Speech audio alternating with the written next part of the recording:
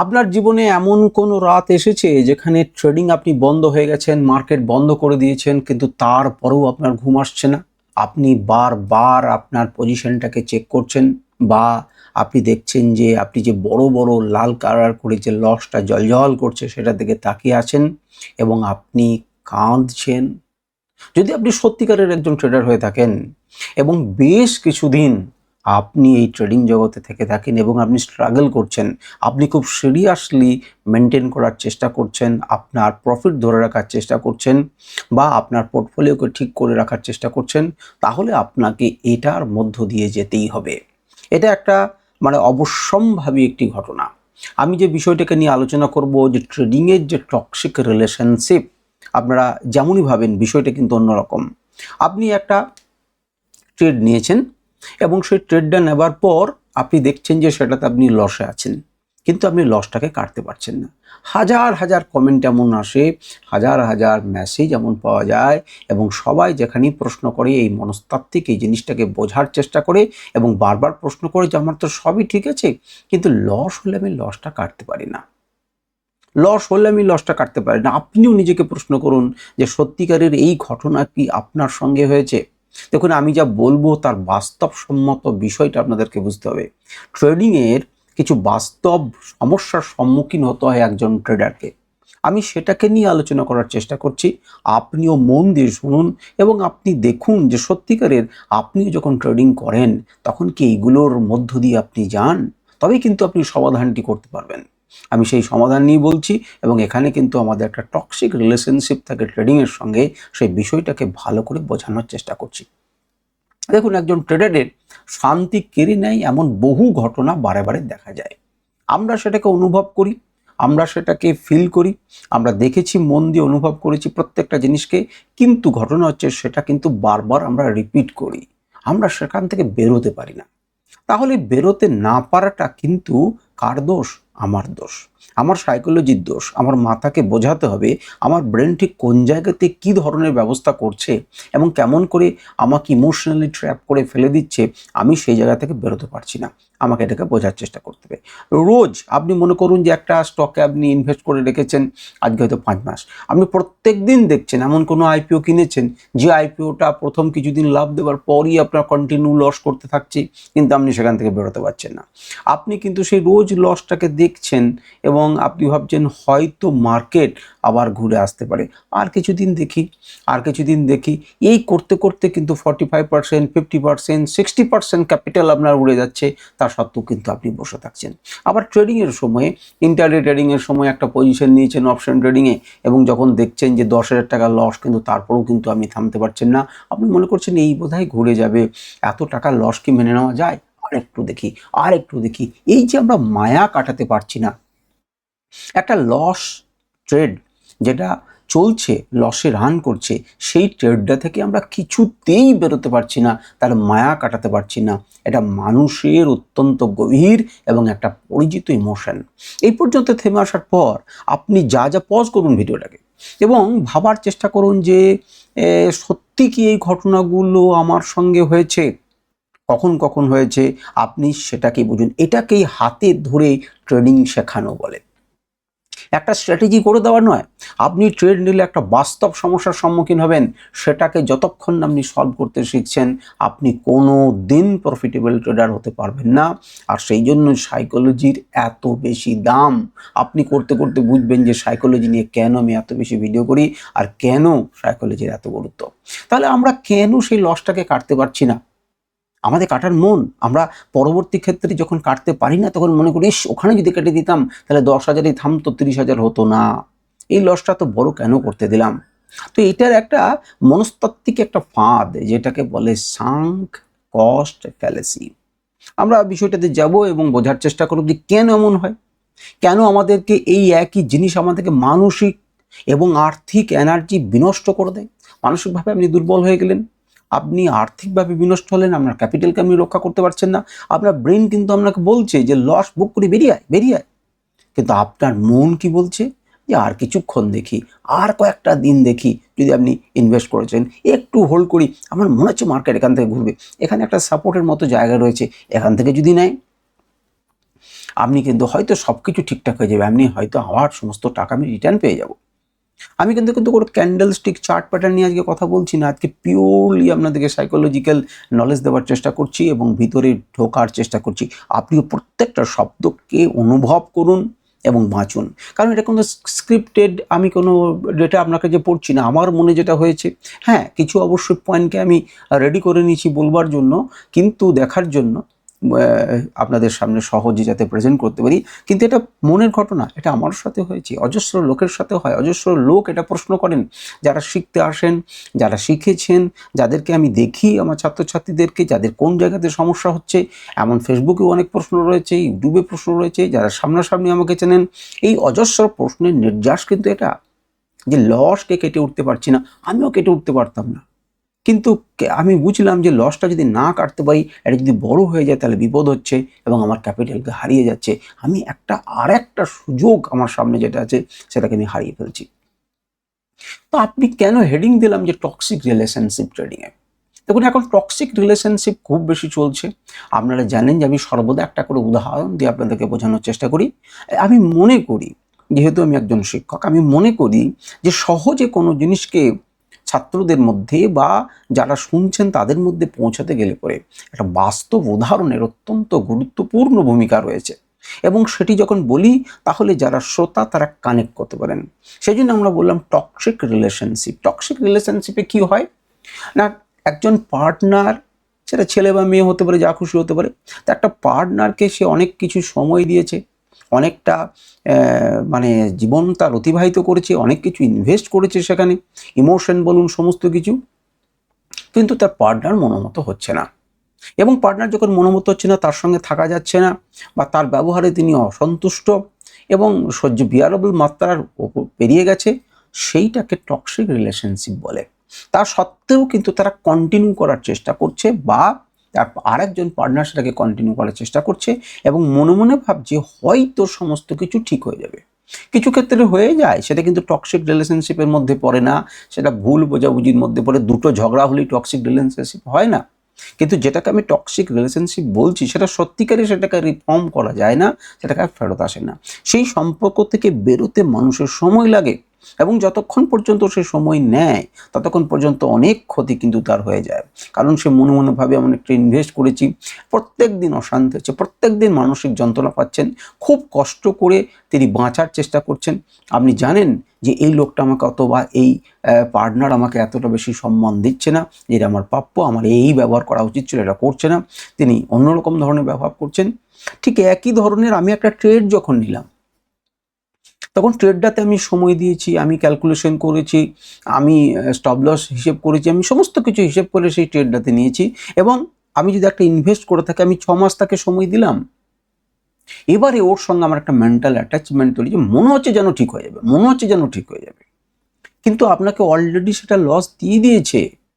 তো এই সম্পর্কের পিছনে আমরা কন্টিনিউ করতে পারি। ইমোশন, স্যাক্রিফাইস, ইনভেস্ট করেছেন, সমস্ত কিছু করেছেন, অনেক কিছু দেখেছেন, এই আইপিওটা কিনবেন, ওই আইপিওটা কিনবেন, এই স্টকটা কিনবেন, ওই স্টকটা করবেন, আপনি বহু করেছেন। কিন্তু যা যা করলেন তা তো বৃথাতে পরিণত হচ্ছে, তা তো চোখের সামনে দেখা যাচ্ছে, তার রেজাল্ট পাওয়া যাচ্ছে না। তাহলে আপনি করছেন কেন?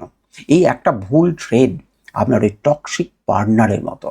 এবং এই গোটা বিষয়টা টক্সিক রিলেশনশিপ, যে আপনাকে আর্থিকভাবে দুর্বল করে দিচ্ছে, যা মানসিকভাবে নিঃশেষ করে দিচ্ছে। আর মনে রাখবেন, আর্থিকভাবে নিঃশেষ হলে আপনি কাউকে কিছু বুঝিয়ে কোনোভাবে টাকা জোগাড় করে আর্থিকভাবে হতে পারেন, কিন্তু মানসিকভাবে যদি আপনি দুর্বল হয়ে যান এবং আপনার এনার্জি চলে যায়, তাহলে কিন্তু আপনি বড় ফাঁপড়ে পড়বেন। আপনি বুঝতে পারবেন না ভিতরে ভিতরে কিন্তু আপনাকে খেয়ে নিয়েছে। তাই আপনাকে প্রথম কি করতে হবে, মানসিক স্বাস্থ্যকে ভালো রাখতে হবে ভালো ট্রেডার হতে গেলে পরে। সেই জন্যই আপনার অবয়ব বলে দেবে যে আপনি সেটাকে করেন কি করেন না। তো যাই হোক, সেটা আমি বলছি না। তো এই যে ব্রেকআপ নিতে চাইছেন আপনি, সম্পর্কের ক্ষেত্রে একটা ব্রেকআপের প্রয়োজন আছে, কিন্তু সেই নেওয়াটা অত্যন্ত যন্ত্রণাদায়ক, যে নেব কি নেব না, নিলে কি হবে। আপনি সেই ভুল ট্রেডটা থেকে বেরোতে পারছি না। ব্রেকআপ আমাকে নিতে হবে, নিলে আমি সুস্থ থাকবো। কেন? কারণ আপনি অনেক কিছু দেখতে পাচ্ছেন না, আপনার ক্যাপিটালটা চলে যাচ্ছে সেটা দেখতে পাচ্ছেন না। আপনি অনেক ভালো কিছু আপনি দেখতে পাচ্ছেন, অভাব থাকছে। যদি আপনি মনে করুন সেই সম্পর্কটাকে আঁকড়ে ধরে থাকছেন, তারপরে আপনার অনেক কিছু আনন্দ, তা প্রত্যেকদিন অশান্তি হচ্ছে আপনার।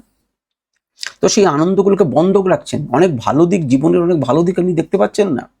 আমি সেরকম একটা ট্রেডিংয়ে ঢুকে রয়েছি, আমার ক্যাপিটালটা লেগে রয়েছে এবং ক্যাপিটালটা 30,000, 40,000, 50,000 লসে আমি চলছি, ভালো রকম লসে চলছি। আমি যদি এখান থেকে বেরিয়ে যাই, তাহলে আমি নতুন অপরচুনিটিস খুঁজতে পারবো, নতুন সুযোগ খুঁজতে পারবো, নাকি সেই মরা গাছটাতে কন্টিনিউ জল ঢেলে চলছেন। এই জিনিসটা কিন্তু করা চলবে না। এই জিনিসটা থেকে আপনাকে বেরোতে হবে এবং এটাকে সাইকোলজির ভাষাতে আমি বললাম সাঙ্ক কস্ট ফ্যালেসি বলে। তো সাঙ্ক কস্ট মানেটা কি? সাঙ্ক কস্ট মানে হচ্ছে যেটা ইতিমধ্যেই খরচ হয়ে গেছে, অলরেডি খরচ হয়ে গেছে, সেটাকে আর কোনোভাবে ফেরত পাওয়া সম্ভব নয়। আপনি মনে করুন, হ্যাঁ অনেকবার সেটা ফেরত আসতে পারে, কিন্তু অনেকবার আসে না, 1000 বার আসে না, পার্সেন্টেজ প্রবাবিলিটি বেশি সেটা ফেরত আসে না। যে সময়টা আমি দেবো সেই সময়টা অন্য জায়গাতে দিলে পরে আরও বেটার কাজ করবে। আমার ক্যাপিটালটা ব্লক হয়ে রয়েছে, আমার ব্রেন এমনভাবে সব সময় কি হবে যে পিছনের দিকে তাকাতে শেখায়, বলে যে দেখুন এইটা হয়তো আমি ফেরত পেয়ে যাব। যে জিনিসটা খরচ হয়ে গেছে অলরেডি সেইটার মোহে আপনি পড়ে যান। আপনার মনের মধ্যে কি হয় আমি বলি, কারণ আমার মনের মধ্যে এটাই হতো এবং এখনো পর্যন্ত হওয়ার চেষ্টা করে এটা। এবার মন দিয়ে শুনুন যে এটা আমি কথা ঠিক বলছি কি বলছি না। মনে করুন আমি একটা ট্রেড নিলাম এবং ট্রেড নিয়ে আমার 10,000 টাকা লস হয়েছে। আমি যখন এবার মনে করছি যে স্টপ লস নেব, তখন কিন্তু আমার মাথার মধ্যে হিট কি করছে, এই টাকাটা কিন্তু পার্মানেন্টলি চলে যাবে। আমি কিন্তু লসটা যেই বুক করব, সেই পার্মানেন্টলি লসটা আমাকে নিয়ে নিতে হবে। তার থেকে বরং আমি ট্রেডটাকে হোল্ড করি, অন্তত লসটা তো বুক করলাম না। কিন্তু এই যে হোল্ড করছেন 10,000 থেকে 12,000, 12,000 থেকে 14,000, 14,000 থেকে 20,000, আপনার কিন্তু হচ্ছে এবং লস বাড়ছে। আপনি কিন্তু এটা দেখতেই ভুলে যাচ্ছেন। আপনাকে একটা মানসিক ফাঁদের মধ্যে আপনি পড়ে রয়েছেন। আপনি কিন্তু ভুলে যাচ্ছেন যে আমি 1,00,000 টাকা লাগিয়েছি, 10,000 টাকা আমার লস হয়েছে, 90,000 টাকা ক্যাপিটাল যদি পেয়ে যাই, তাহলে আমি একটা নতুন অপরচুনিটিসে ইনভলভ করতে পারবো সেই টাকাটা। এই যে আপনি যে লজিকটা দিচ্ছেন, কি লজিক? যে 10,000 টাকা কিন্তু পার্মানেন্টলি লস হয়ে যাবে, আর কিন্তু আমি ফেরত পাবো না, অর্থাৎ আমি হোল্ড করি। এই যে লজিক, এই লজিকটাই হচ্ছে আপনার সবচাইতে বড় ফাঁদ এবং সবচাইতে ভুল লজিক। এটা করা চলবে না, কারণ মরা গাছটাতে আপনি কন্টিনিউ জল ঢালছেন, আপনি সময় ঢালছেন, এটা করবেন না। আপনার বর্তমান যে ক্যাপিটালটা আটকে রয়েছে, আপনার ব্রেন ব্লক হয়ে যাচ্ছে। আপনি নতুন করে কোনো পরিষ্কার চার্ট বা হাই প্রবাবিলিটির কোনো সুযোগের কথা ভাবতেই পারছেন না। আপনাকে সেই সুযোগটাই দিচ্ছে না, তার পরিবর্তে সেখানে ওই টক্সিক রিলেশনশিপের মতো ওখানেই আপনি আটকে রয়েছেন। আপনি পাহাড় দেখতে পাচ্ছেন না, আপনি নদী দেখতে পাচ্ছেন না, আপনি প্রকৃতিকে এনজয় করতে পারছেন না, আপনি আরও ভালো ভালো মানুষের সাথে মিশছেন না, আপনি সবসময় প্রত্যেক দিন অশান্তি, ঝগড়া আর তার সঙ্গে এই টানাপোড়েন নিয়ে ব্যস্ত রয়েছেন। এটা করবেন কেন? আপনার জীবন এমন না হোক, কারণ জীবনের অনন্য যে অন্যান্য যে সুন্দর যে মুহূর্তগুলো, সেই মুহূর্তগুলোকে আপনি এনজয় করতে পারছেন না। আপনার অ্যাকাউন্টের ড্রডাউনকে বাড়িয়ে দিচ্ছে এর ফলে, এবং আত্মবিশ্বাস ভেঙে চুরমার হয়ে যাচ্ছে। আমার কাছে সব থেকে দামি এটি যে আত্মবিশ্বাসটা ভেঙে চুরমার হয়ে যাচ্ছে। আপনি আবার নতুন রিলেশনশিপ তৈরি করার জন্য ভাববেন, তেমনি নতুন ট্রেড নেবার জন্য আপনি ভাববেন, আপনাকে থেতলে দিচ্ছে। আপনি থেতলে দেওয়া থেকে নিজেকে আটকান। আপনি আপনার ভালোবাসার কখনোই দাম দেবে না মার্কেট। আমি আপনাকে যেটা বলছি সেটা শুনে নিন। মার্কেট কি শুনুন, আপনার মতে মার্কেট কি?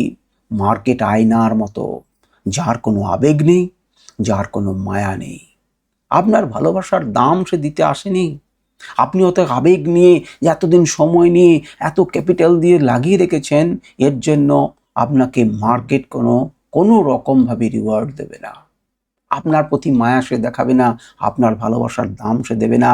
মার্কেট জানে না কত কষ্ট করে আপনি ওই ক্যাপিটালটা জমিয়েছেন। কত কষ্ট করে ক্যাপিটালটা জমিয়েছেন মার্কেট জানে না, মার্কেট জানতে চাইবে না। মার্কেট আপনাকে ক্লিয়ার কাট আপনার ক্যাপিটালকে উড়িয়ে দেবে। টক্সিক সম্পর্কে মানুষ কিন্তু জানে না যে আপনি কত ভালোবাসা দিয়ে সেই পার্টনারকে বড় করেছেন, পার্টনারকে আঁকড়ে ধরে রাখতে চাইছেন। আপনি যাতে মিরাকেল হতে পারে তার আশাতে চুপ করে বসে আছেন, প্রত্যেকদিন দিন উঠছেন এবং আপনি ডিপ্রেশনে ঢুকে যাচ্ছেন এবং আপনার ধীরে ধীরে আপনার একটা বিশ্বাস, একটা সমস্ত কিছু শেষ হয়ে যাচ্ছে। ট্রেডিংয়ের সব চাইতে, আমি এবার আপনাদেরকে একটা গুরুত্বপূর্ণ কথা বলছি, ট্রেডিংয়ের সবচাইতে বড় স্কিল কি? ট্রেডিংয়ের সবচাইতে বড় স্কিল হচ্ছে বিদায় বন্ধু। এটি বলতে শেখা। বিদায় বন্ধু আপনাকে বলতে শিখতে হবে। আপনি যদি একটা খারাপ ট্রেডে ঢুকেও যান, যদি আপনার ভুলও হয়, আপনি মেনে নিন এবং বলুন বিদায়। আপনি যদি সেই বিদায়টি বলতে না পারেন, তাহলে পরে কিন্তু আপনার অত্যন্ত বিপদ লুকিয়ে আছে। আপনি যে সিদ্ধান্ত নিয়েছেন সেই সিদ্ধান্তটা ভুল হতে পারে। আপনি যে পার্টনারের সঙ্গে আছেন, জীবন পার্টনারের সঙ্গে, সেটি ভুল হতে পারে আপনার। আপনি যে সম্পর্কে রয়েছেন সেটিতে ভুল হতে পারে। যদি আপনি কোনো বন্ধুর সঙ্গে বন্ধুত্ব করছেন সেটাতে আপনার ভুল থাকতে পারে। আপনি সময় থাকতে যখনই বুঝবেন তখন এড়িয়ে যান, ভুলে যান, সরে আসুন। এটা যদি না করতে পারেন, এই সিদ্ধান্ত যদি না নিতে পারেন, তাহলে আপনি বুঝতে পারবেন না যে আপনার জীবন কত সুন্দর। আপনার ওই টক্সিক রিলেশনশিপ আপনাকে ডুবিয়ে দেবে, আপনার ভুল ট্রেড আপনার ট্রেডিং মার্কেটকে ডুবিয়ে দেবে, ট্রেডিং জার্নিকে ডুবিয়ে দেবে। এক কথা হচ্ছে আপনার ক্যাপিটালকে ভালোবাসতে শিখুন, ওইখানে আপনার জীবনকে ভালোবাসতে শিখুন, কোনো নির্দিষ্ট ট্রেডকে নয়।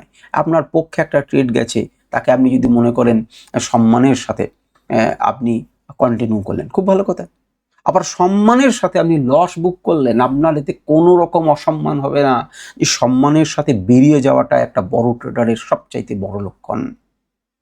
যে দেখো, আমি ট্রেড নিয়েছিলাম, আমার কাছে এই সেট ছিল, আমার এই সেট জন্যই তো আমি ট্রেড নিয়েছিলাম, আজ সেটা ভুল পথে গেছে, আমার মানেনি, আমার এক্সপ্লানেশন, আমার যুক্তি, আমার সিস্টেম সে অনুযায়ী সে চলেনি, আমি বললাম বিদায় বন্ধু, এই পর্যন্তই তোমার সঙ্গে আমার সম্পর্ক ছিল।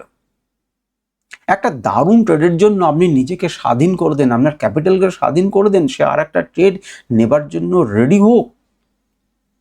যদি আপনার মনে হয় যে এই কথাগুলো সত্যিকারেরই খুব গুরুত্বপূর্ণ, আপনার যদি মনে হয় যে আপনি এই ফেজের মধ্য দিয়ে গেছেন, তাহলে দয়া করে, আমি তো আপনার চিৎকার শুনতে পাবো না, কিন্তু আপনি দয়া করে কমেন্টে লিখুন, আমি বিদায় বলতে শিখব। একবার বিদায় বলতে শিখুন, একবার না বলতে শিখুন। আপনার লসে যাওয়া ট্রেডকে আপনার সহ্য ক্ষমতার যখন বাইরে চলে যাবে, সেই সহ্য ক্ষমতাটাকে আগে ফিক্স করুন, মানে স্টপ লসটাকে ফিক্স করুন, এবং তারপর সেই ট্রেড থেকে আপনি বিদায় নিন। আপনি বলতে শিখুন যে আমি বিদায় নিচ্ছি। আপনাদের কেমন লাগলো? আপনি কি সত্যিকারের এই ফেজগুলোর মধ্যে দিয়ে গেছেন? যদি গিয়ে থাকেন, আপনার যে মানে অভিজ্ঞতা, সেটা আমার সাথে শেয়ার করে নিন। আমি শুনি যে আপনারা কি ভাবছেন, কারণ এরকম কোনো ভিডিওতে আমি আপনারই গল্প কিভাবে সলভ করা যায় তার চেষ্টা করে দেখব। আপনারা লিখুন, আমি অবশ্যই পড়ব। উত্তর হয়তো সবাইকে দিতে পারি না, কিন্তু আমি অবশ্যই পড়ব। আমি বুঝবো যে আপনার কেমন লাগলো, আপনার এমন অভিজ্ঞতা আছে কিনা, বা যদি না থেকে থাকে তাহলে তৈরি হন যে এটাকে কী করতে হবে। এবং এই বিষয়ে যদি অন্যান্য প্রশ্ন থাকে আপনি অবশ্যই করবেন, আমি কোনো না কোনো ভিডিওতে তার উত্তর অবশ্যই আপনাদেরকে দেবো, এবং পারলে তো কমেন্টে দেবই। নমস্কার, ধন্যবাদ।